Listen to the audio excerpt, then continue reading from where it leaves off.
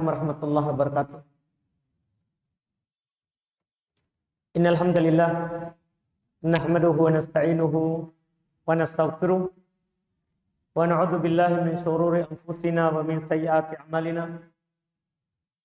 May yahdihillahu fala mudilla lahu wa may yudlil fala hadiya lahu.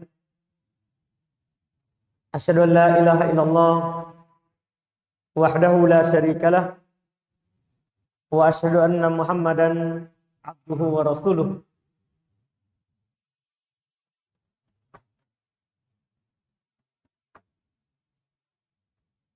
Sallallahu ala nabiyyina Muhammadin wa ala alihi wa ashabihi wa man tabi'ahum bi ihsan ila yaumiddin. Amma ba'd. Al-ikhwan wal akhwat rahimani wa rahimakumullah. Alhamdulillah, kembali di malam hari ini kita melanjutkan kajian kitab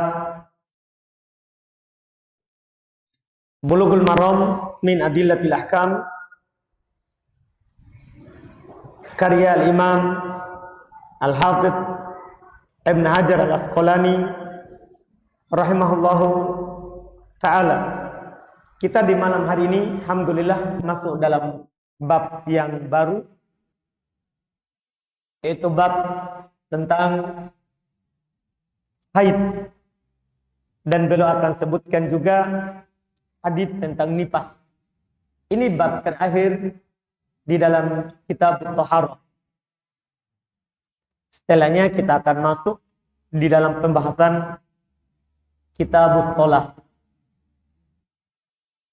Di bab ini beliau akan menyebutkan sekitar puluhan hadits dengan 10 lebih kalau dengan riwayat-riwayat yang beliau akan sebutkan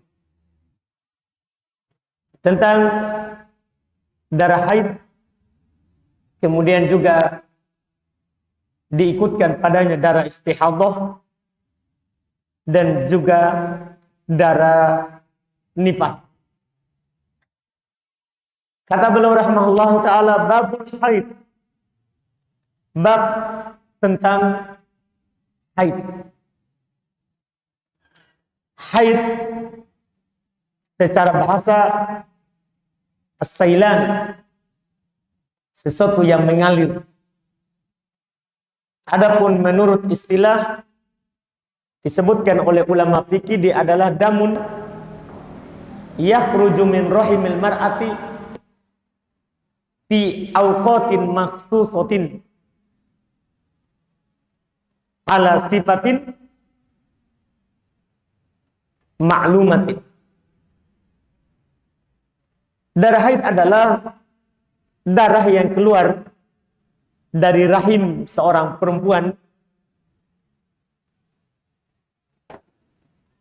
di waktu-waktu khusus dan di atas ciri serta tanda yang khusus. Dia tidak keluar sepanjang waktu. Dia keluar di waktu khusus dan di atas sifat yang khusus. Ada nanti cirinya yang kita akan pelajari sebentar sebelum kita membaca hadis.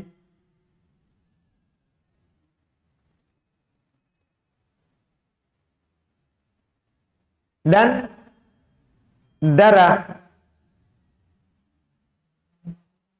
haid ini adalah merupakan sesuatu yang ditetapkan oleh Allah Subhanahu wa taala atas para perempuan, yang menunjukkan sehatnya perempuan itu.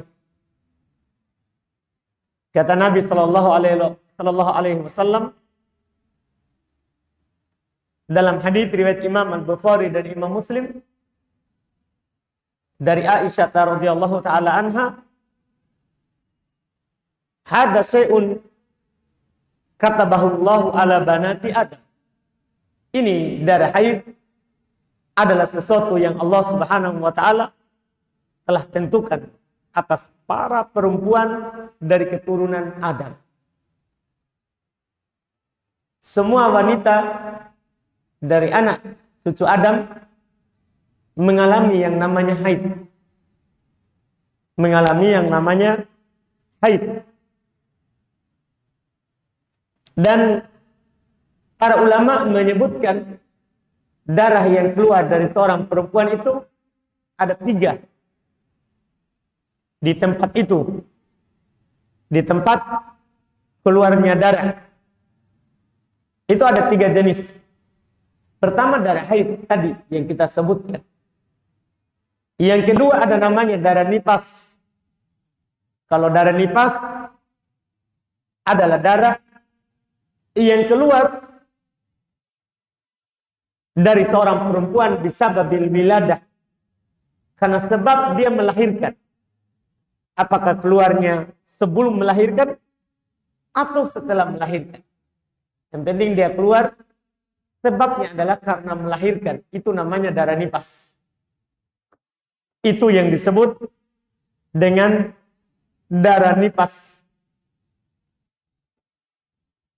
Darah nifas hukumnya sama dengan darah haid, cuman beda jumlah atau waktu keluarnya serta lama dan sedikitnya keluarnya. Darah yang ketiga ada namanya darah istihadah.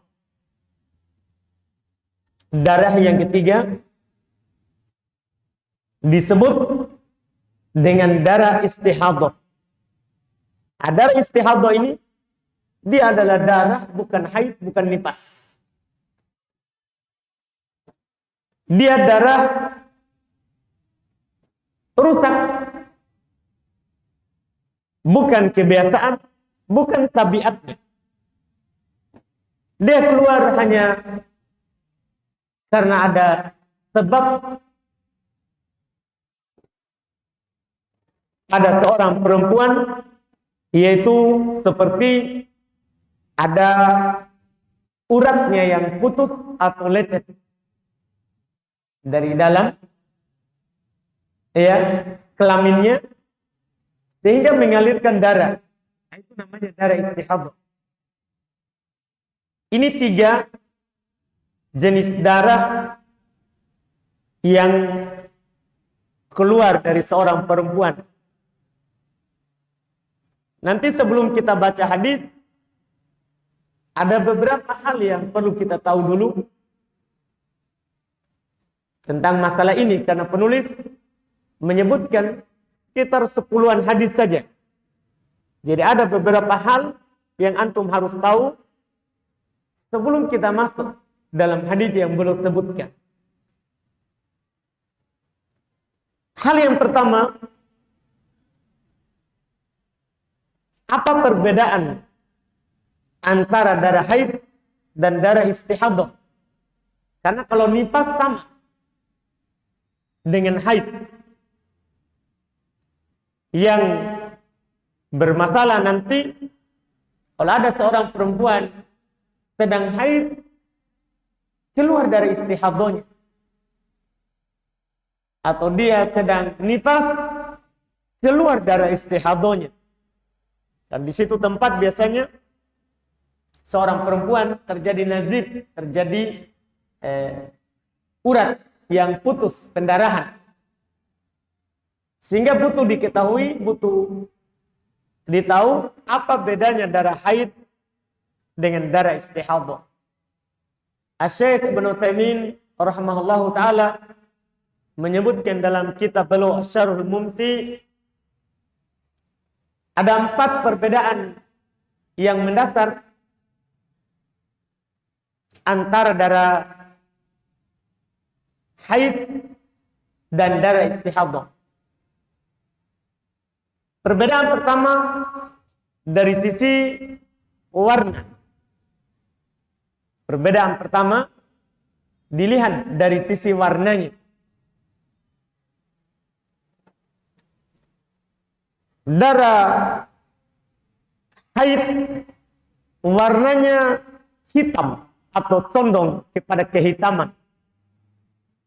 Jadi kalau keluar dari seorang perempuan darah yang warnanya tidak merah tapi hitam atau kehitaman, maka itu adalah darah haid. Sementara darah istihadah adalah darah yang warnanya merah.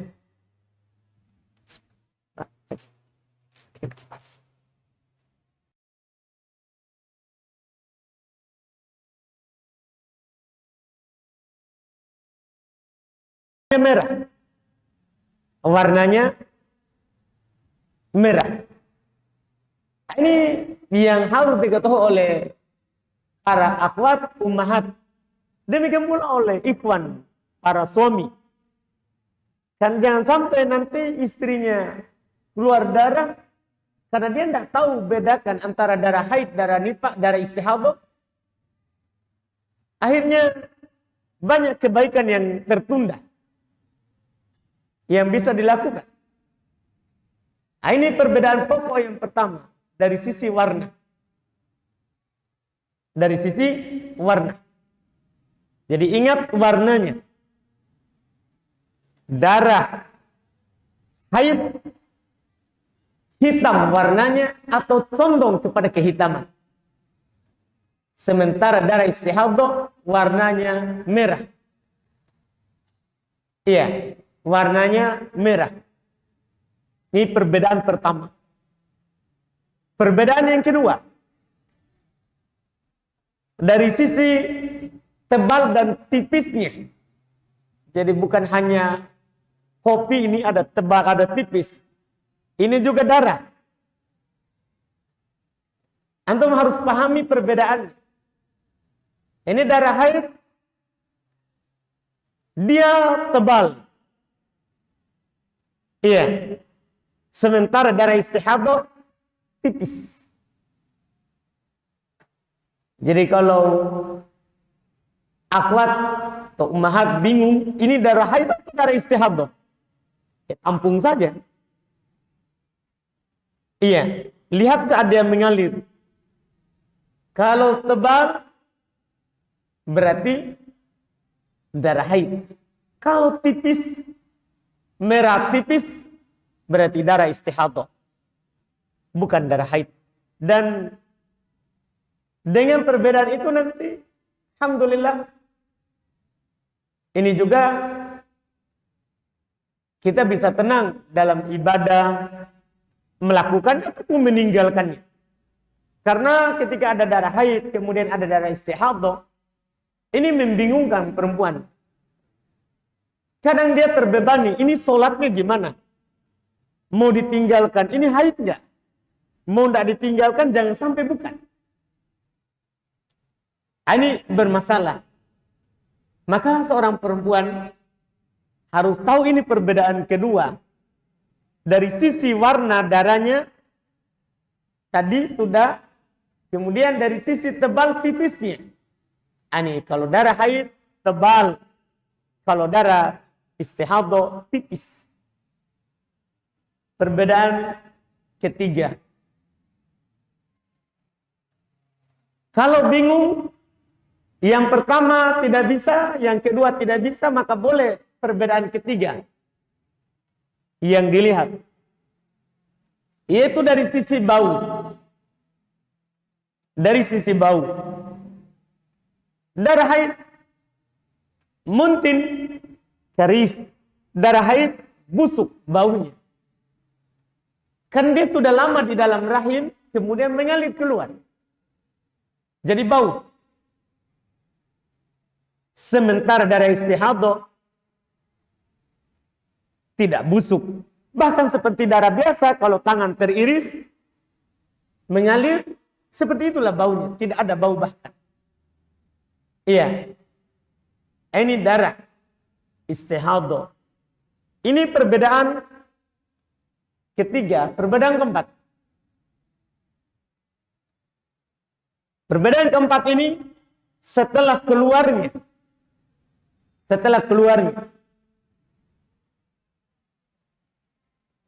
Darah haid, kalau dia keluar, tidak tajamud, tidak membeku lagi.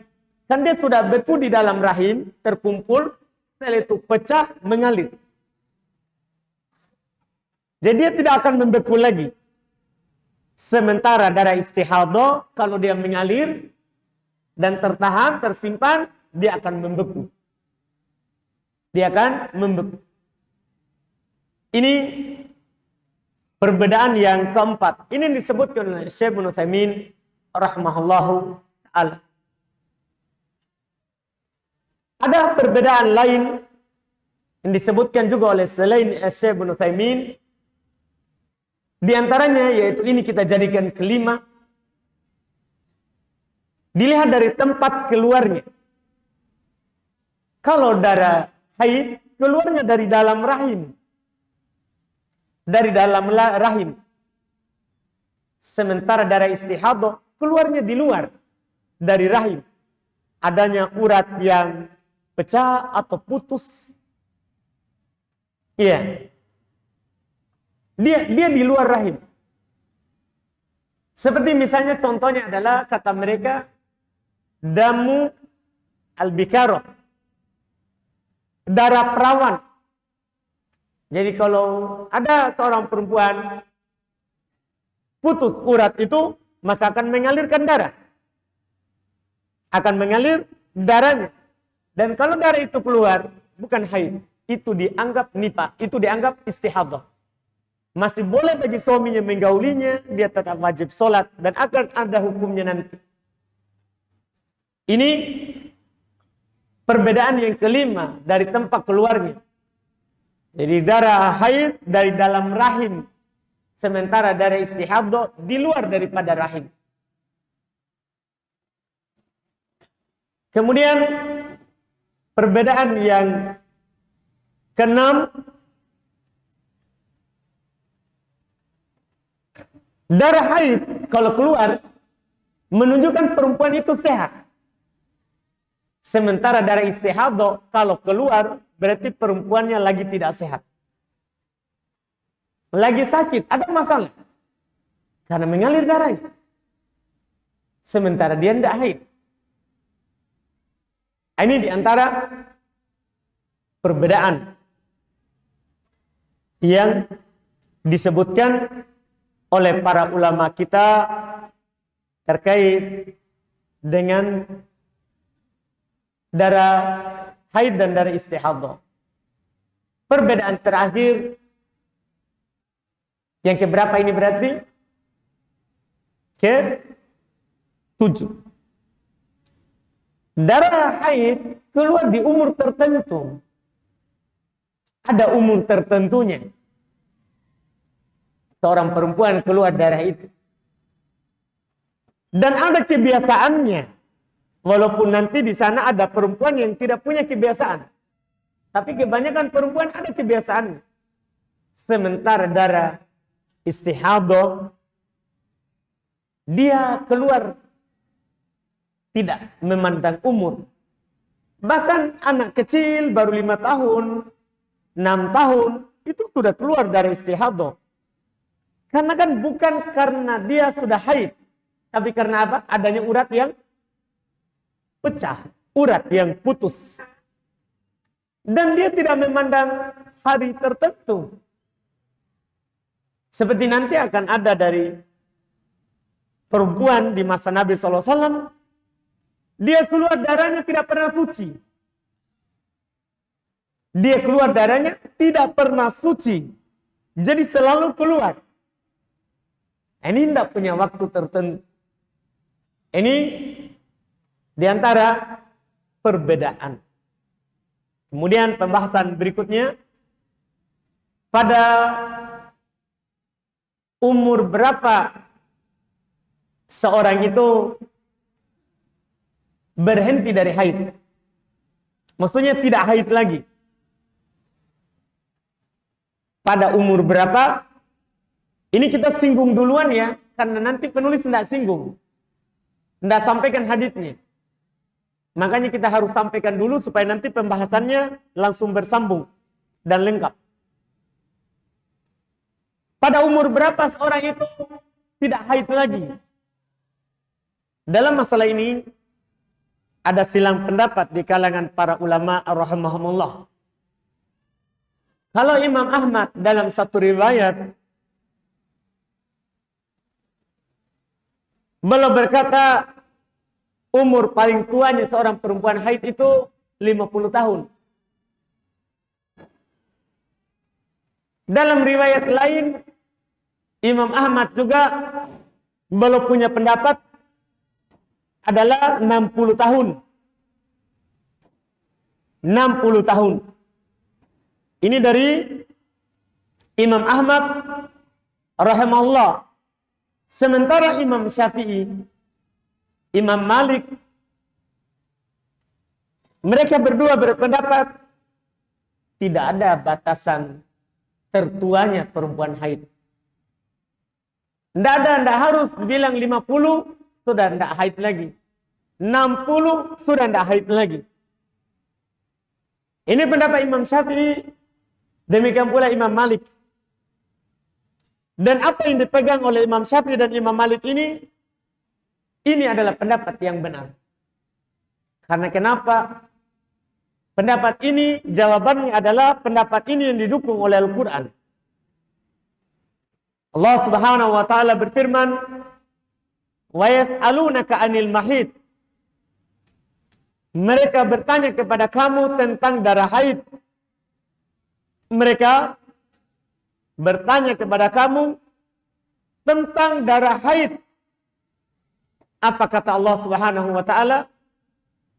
Qul huwa adha fa'tazilun nisa'a fil mahid.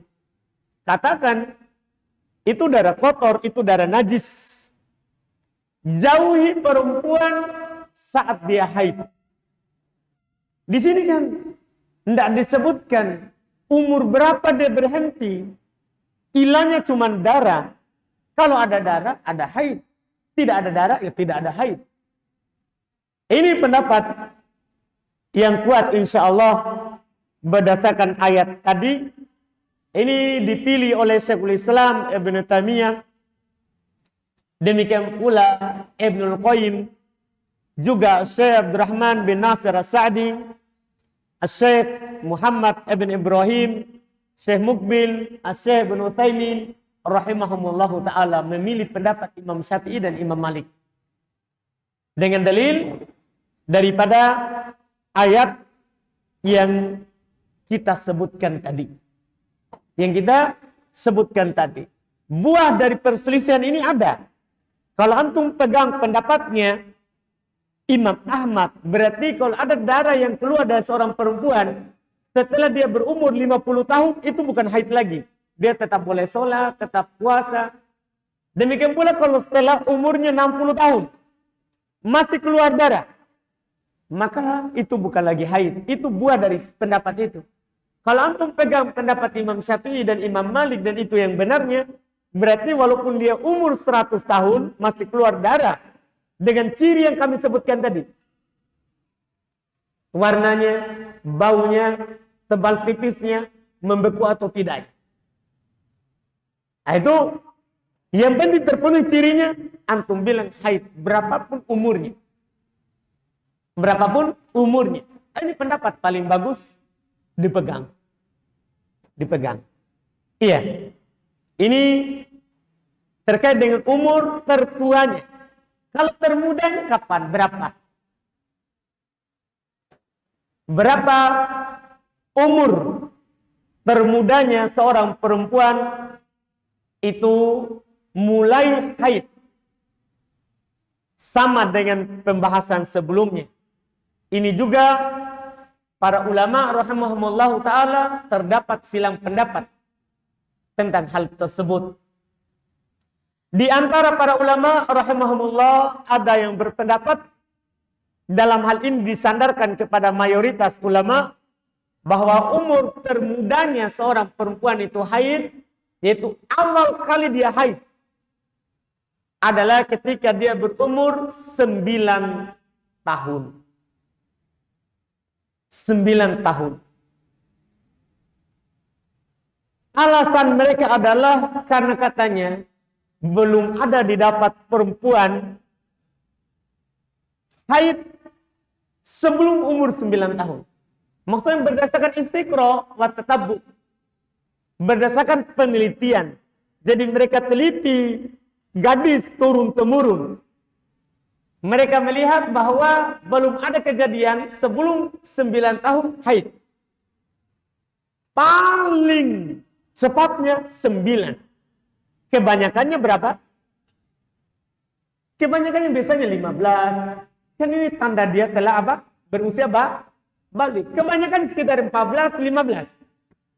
Tapi ada perempuan haid 9 tahun.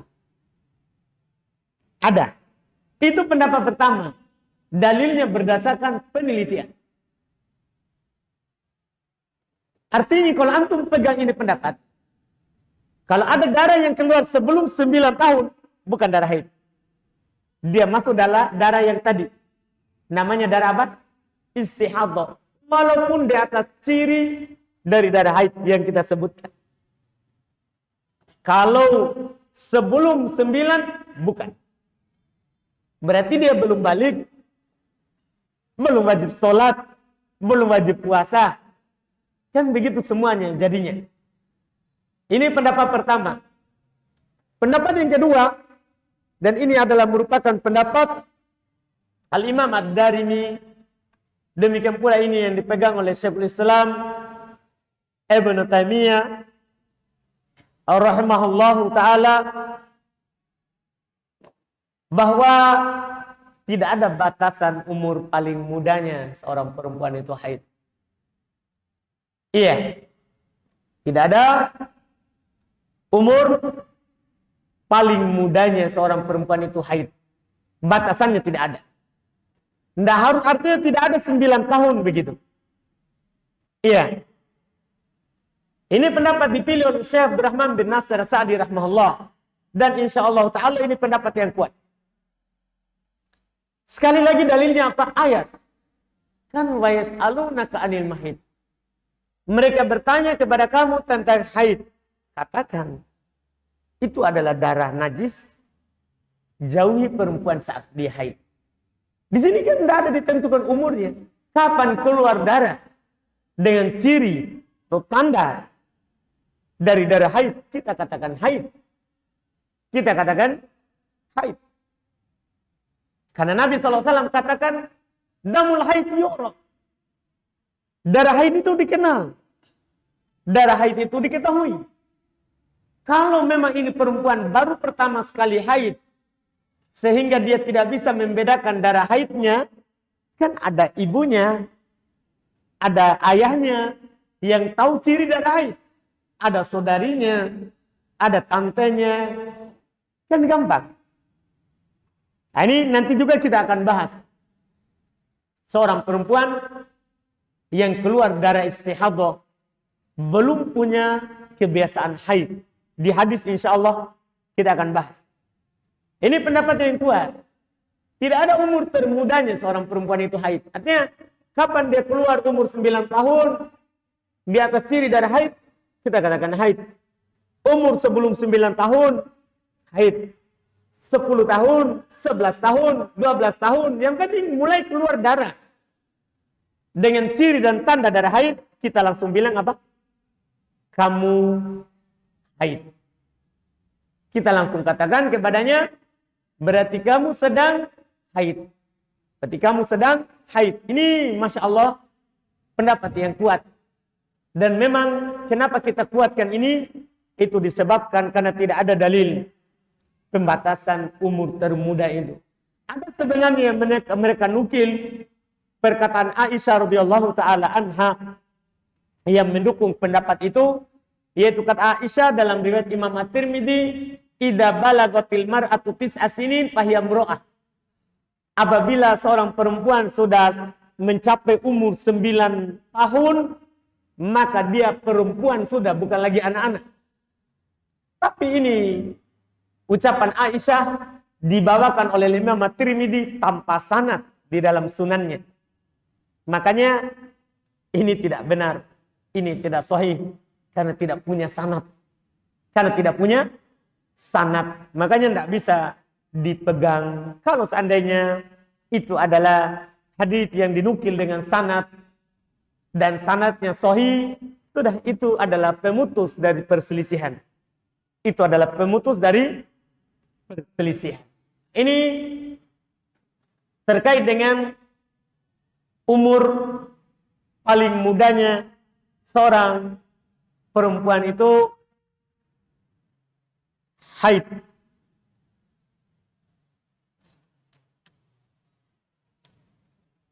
Kemudian berikutnya lagi,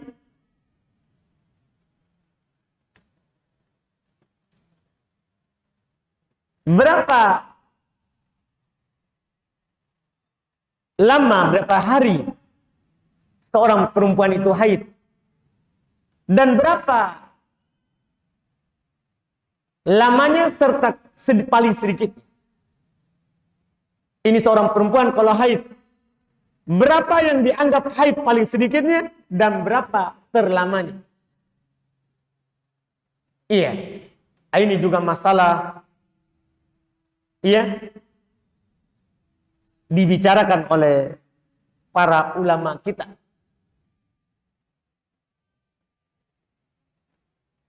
Berapa lama seorang perempuan itu dianggap haid? Kalau tadi umurnya, kalau ini keluarnya darahnya. Dan berapa paling rendahnya, paling sedikitnya seorang perempuan itu baru disebut dia haid. Para ulama dalam masalah ini mereka berselisih pendapat tentang berapa paling sedikitnya seorang perempuan itu haid. Banyak sekali pendapat dalam masalah ini. Ada yang mengatakan paling sedikitnya adalah sehari semalam. Paling banyaknya adalah 15 hari. Ada yang berpendapat seperti itu. Itu madhabnya dalam madhab fikih dari orang-orang Syafi'iyah. Mereka katakan seperti itu. Paling sedikitnya sehari semalam. Dan paling lamanya 15 hari. Artinya kalau keluar darah kurang sehari semalam, bukan haid. Menurut madhab Syafi'iyah. Bukan haid menurut madhab Syafi'iyah. Dan kalau sudah lebih dari 15 hari, juga bukan lagi haid. Bukan lagi haid. Itu adalah darah istihadah. Ini nanti berpengaruh dengan pembahasan kita nanti di hadis yang akan datang. Jadi antum ingat baik-baik ini masalahnya dulu. Supaya nanti insya Allah kita lebih mudah memahami nanti hadis-hadis yang akan datang. Sementara ulama lain lagi dari kalangan Hanafiyah, mereka berkata paling sedikitnya 3 hari 3 malam. Paling banyaknya 10 hari. Artinya dalam pendapat ini Hanafiyah, kalau ada orang haid kurang dari 3 hari, bukan haid. Berarti itu darah rusak. Misalnya keluar darahnya sehari 2 hari. Setelah itu putus. Tidak sampai 3 hari. Maka sudah, bukan haid itu. Jadinya kalau kamu tidak sholat tadinya, harus kamu qadha itu 2 hari. Itu keharusannya. Dan ini bukan darah haid. Menurut Hanafiyah. Sementara kalau orang-orang Hanabilah, mereka punya pendapat tidak ada batasan paling sedikitnya. Paling banyaknya adalah 17 hari. Jadi dia melewati 2 pendapat tadi. Kalau Syafi'iyah 15, kalau Hanafiyah 10 paling banyaknya. Kalau Hanabilah 17 hari. Paling sedikitnya tidak ada. Kalau Hanabilah. Iya. Dan dalil yang mereka pakai itu untuk menyatakan 10, 15, 17 semuanya berdalil dengan penelitian. Semuanya berdalil dengan penelitian. Itu mereka teliti para perempuan yang haid dari masa ke masa belum ada katanya yang lewati 10 kalau Hanafiyah. Kalau Syafi'iyah belum ada yang lewati 15. Kalau Hanabilah ada pernah 17. Semuanya penelitian. Semuanya adalah penelitian. Dari madhab-madhab tadi itu. Iya.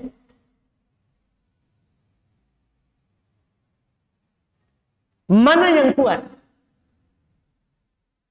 Dari 3 pendapat. Sudah ada pendapat.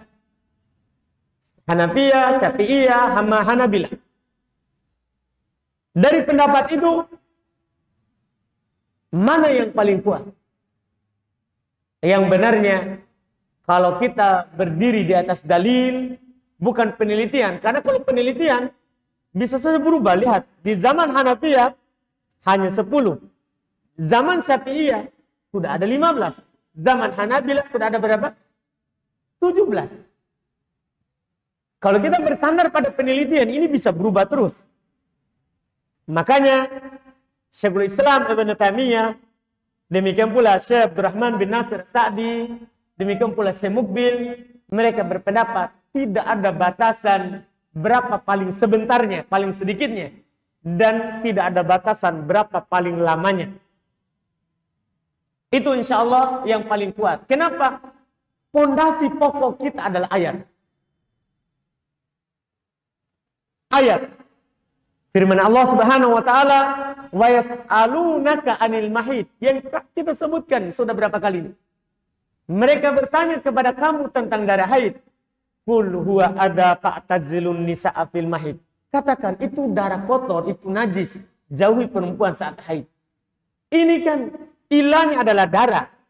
Kapan keluar darah? Dengan ciri dan tanda darah haid yang kita sebutkan. Dia hitam, condong kehitaman, bau, tebal, keluar tidak membeku lagi. Sudah haid. Bahkan kata para ulama, walau sa'atan, walau dum'atan wahidatan, walaupun sesaat, walaupun setetes, keluarnya busuk, tebal, ya kan? Dari dalam rahim, walaupun setetes, kamu haid. Setelah itu tidak keluar lagi, ya sudah mandi. Alhamdulillah. Iya. Karena ada perempuan haid cuman 3 hari. Ada perempuan haid cuman sehari. Ada perempuan haid cuman sedikit. Walaupun kebanyakan perempuan haid itu 7 atau 6 hari. Sebagaimana nanti kita akan sebutkan hadisnya di kitab. Dan belum ada perempuan haid yang melewati 17 hari berdasarkan penelitian. Bahkan para ulama mengatakan kalau memang darahnya keluar terus dan dia tidak punya kebiasaan, tidak bisa membedakan darah, maka anggap haid sesuai dengan kebiasaan kebanyakan perempuan. Atau memang kalau semuanya tidak teratur, maka duduklah 15 hari. Setengah sholat, setengah tidak sholat. Ini kata para ulama dan nanti kita akan sebutkan nanti tatkala ada kasus perempuan yang keluar darah istihadonya. Jelas ini adalah pendapat yang kuat. Tidak ada paling sedikit, paling sebentarnya, dan tidak ada batasan paling lamanya. Walaupun di sana tidak ada perempuan yang pernah haid melebihi 17 hari. Berdasarkan penelitian. Ini beberapa pembahasan pembuka untuk haid. Terakhir, ciri atau tanda jika seorang perempuan itu telah suci. Maka perempuan mereka ada 2 tanda sucinya.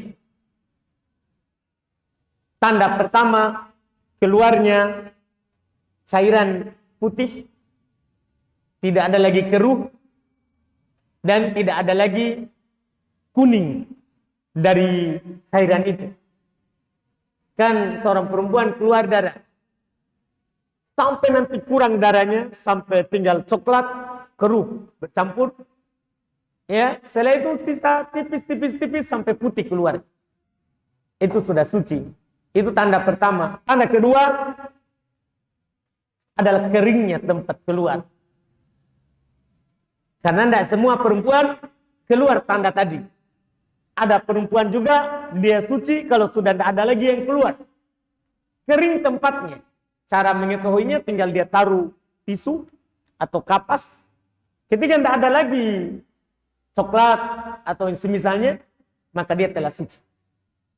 Maka dia telah suci. Ini dua tanda suci yang disebutkan oleh para ulama kita terkait dengan mereka yang suci dari haid. Alhamdulillah, ini awal, nanti insya Allah pertemuan akan datang kita akan baca hadis yang disebutkan oleh penulis rahimahullahu ta'ala.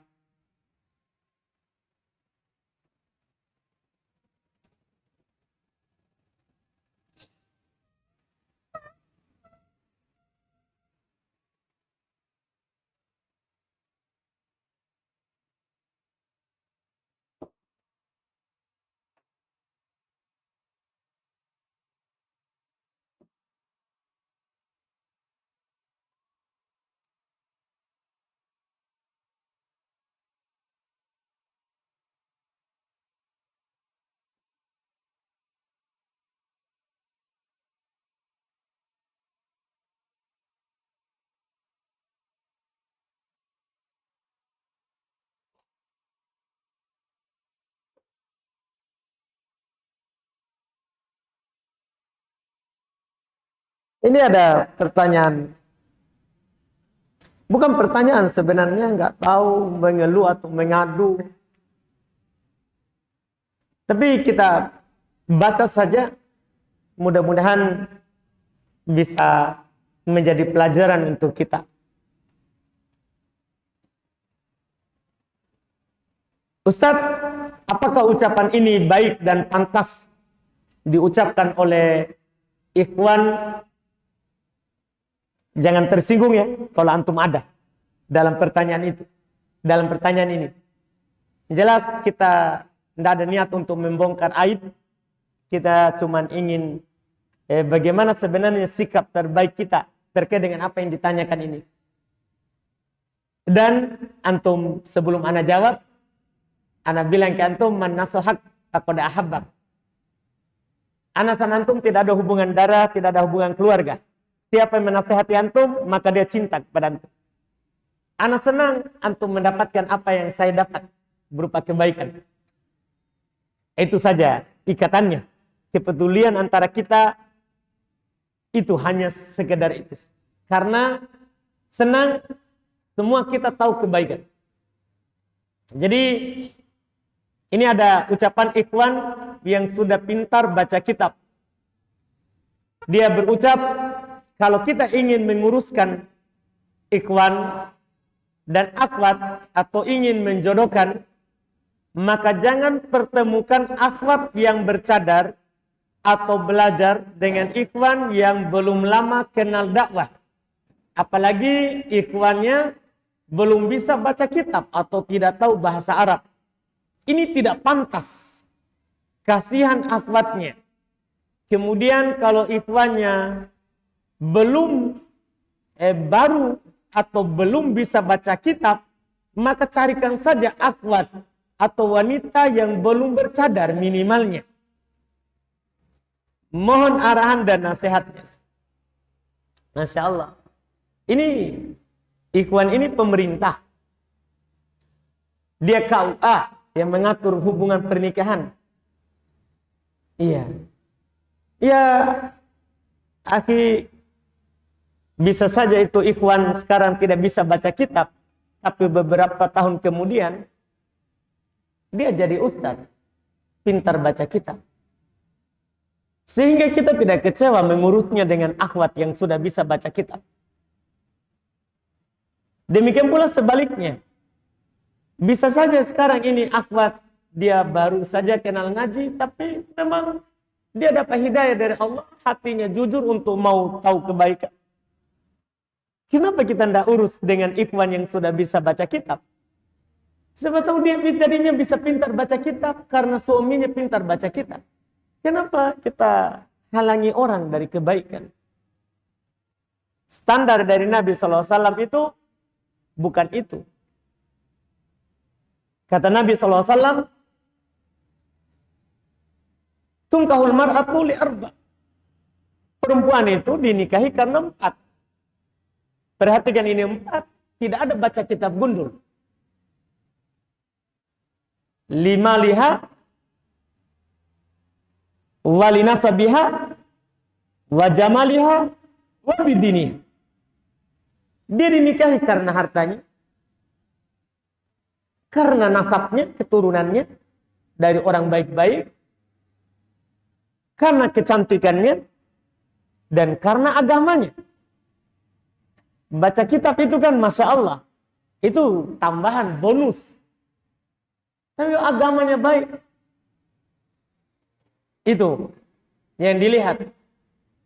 Demikian pula ini akhwat, demikian pula ikhwan. Tidak ada syarat baca kitab. Kata Nabi SAW, idza ja'akum man tardawna dinahu. Kalau datang kepada kalian, wahai para bapak, akhwat, orang yang kalian suka akhlaknya, terima. Suka akhlaknya, tidak ada dibilang. Kalau datang kepada kalian yang sudah pintar baca kitab, maka terima. Ya kapan kita nikah? Di majelis ini yang pintar baca kitab siapa? Satu saya, alhamdulillah saya mengaku. Kan begitu? Saya sudah menikah dan tidak mau menikah lagi. Gimana caranya? Kasihan akhwat. Kalau harus apa? Pintar baca kitab. Kan begitu? Susah kalau begitu syaratnya. Yang penting syarat dari Nabi SAW adalah kalian ridho akhlaknya, terima. Terima. Iya, kita tidak tahu ke depan. Siapa tahu besok dia dapat hidayah, punya waktu luang untuk belajar baca kitab gundul, akhirnya bisa. Iya kan?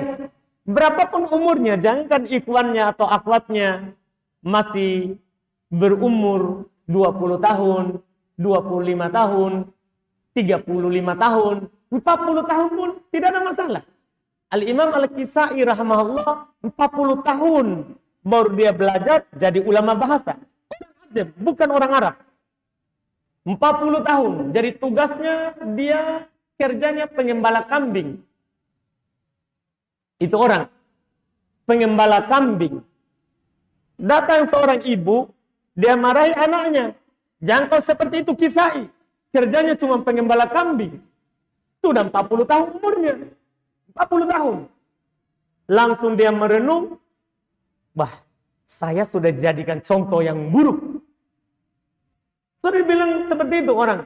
Akhirnya dia tinggalkan gembala kambingnya. Dia pergi belajar bahasa Arab. Jadi ulama bahasa Arab. Kita tidak tahu ini orang 40 tahun. 40 tahun. Jangan seperti itu. Seakan-akan takdirnya orang itu ada di tangan kita. Jangan sombong jadi orang ikhwah sudah pintar baca kitab. Iya. Jangan sombong jadi orang yang sudah pintar baca kitab sehingga menetapkan syarat seperti itu. Iya. Tidak boleh seperti itu. Jangan haramkan orang pada kebaikan. Jangan haramkan orang kepada kebaikan. Iya, kalau ada orang sudah baik, sudah bagus, kenal ngaji, urus saja. Apa masalahnya? Yang penting dia punya uang panai. Iya kan? Punya mahar. Itu masalah itu dia tidak punya uang sama sekali, kita urus ya. Tidak enak. Sudah lihat, sudah ketemu orang tuanya, gimana nak? Tunggu pak, saya kerja dulu. Kan tidak bagus. Itu yang tidak bagus. Ada pun masalah baca kitab gundul, bisa menyusul. Bisa menyusul. Bisa. Dan itu masalah belajar saja. Jangan tidak bagus kalau kita syaratnya seperti itu. Iya. Tidak bagus kita punya syarat seperti itu. Iya, wallahu alam.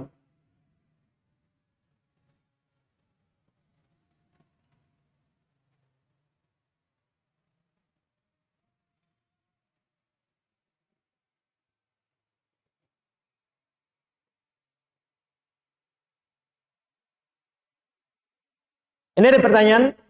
Pada saat mandi wajib, adakah tuntunannya mengguyur badan bagian kanan 3 kali, kemudian kiri 3 kali?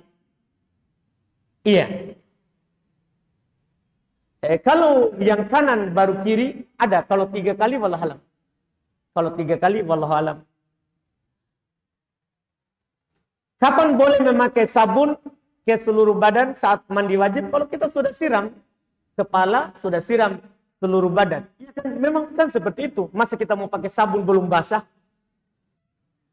Cocok nggak? Iya kan? Tentunya setelah siram semuanya, itu kan sudah mandi sah namanya, mandinya. Setelah itu kita sabun, sampo, tidak ada masalah, wallahualam. Kemudian berikutnya,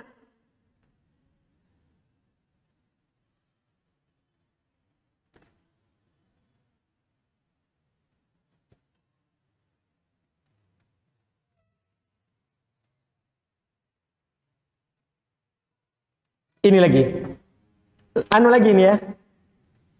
Ini tolong nasihatnya Ustaz, karena ada seorang ikhwan melarang berjualan di satu tempat dengan jenis barang dagangan yang sama untuk berjualan di tempat tersebut. Sehingga ikhwan yang dilarang tersebut merasa sakit hati dan tidak mau berjualan lagi bersama ikhwan yang melarang berjualan di tempat itu. Ini curhat lagi ya. Iya.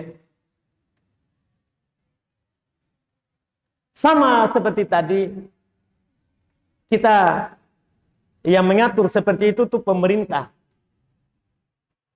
Kamu jualan di sini, kamu jangan jualan di sini.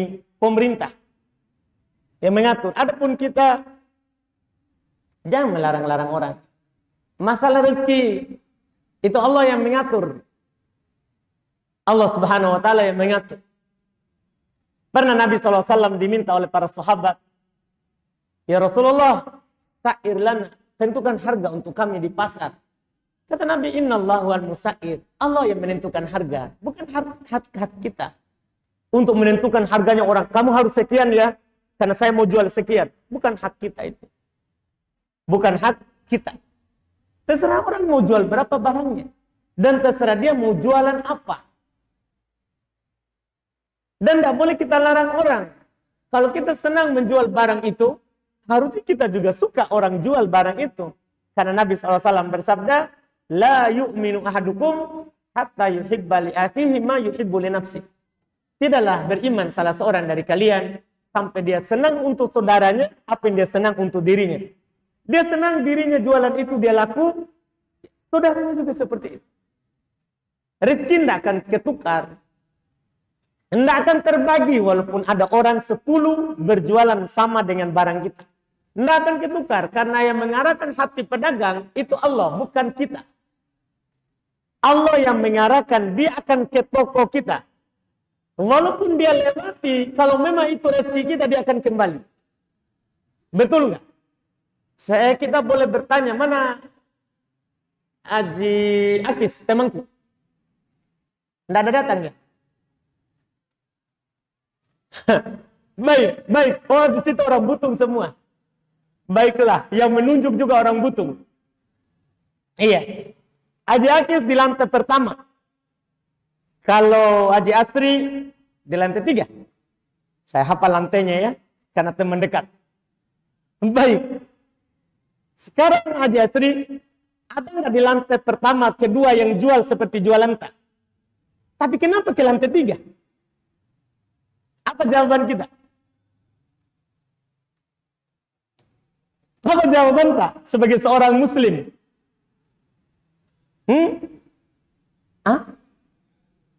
Sudah diatur oleh Allah yang atur rezekinya. Kita cuma dituntut keluar dari rumah, pergi buka toko.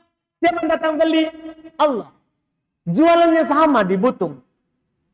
Kan begitu? Allah yang mengatur. Iya. Orang beli di mana? Orang beli di mana? Tidak perlu kita larang-larang orang. Tidak perlu. Iya. Semuanya sudah diatur kita berapa dapatnya hari ini, besok, lusa, Sudah diatur semuanya. Ya, apalagi masalah memang rezeki kan ada hadis. Sebelum kita lahir, bahkan saat kita berumur 3 kali 40 hari.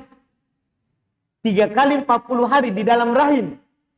Datang malaikat menulis rezeki kita. Berapa yang dia akan dapat sampai meninggal. Sudah ditentukan, pada tahun sekian si fulan akan jualan ini. Dan dia akan mendapat keuntungan sekian. Sudah ditulis. Sudah ditulis. Itu yang perlu kita yakini. Wallahualam. Tadi sudah bunyi. Keberapa bunyi? Kedua ya. Alhamdulillah. Baik, kita cukupkan dulu berarti. Afwan kalau lama-lama tadi dua pertanyaan. Kita cukupkan. Alhamdulillah, mudah-mudahan bermanfaat dan berfaedah. Hari ini antum ya pulang seperti biasa. Selesai dari sini langsung pulang saja. Tidur seperti biasa. Tidak perlu antum banyak gaya. Alhamdulillah. Iya. Subhanallah. Hamdik. Asyhadu an la ilaha illa anta astaghfiruka wa atubu ilaik. Assalamualaikum warahmatullahi wabarakatuh.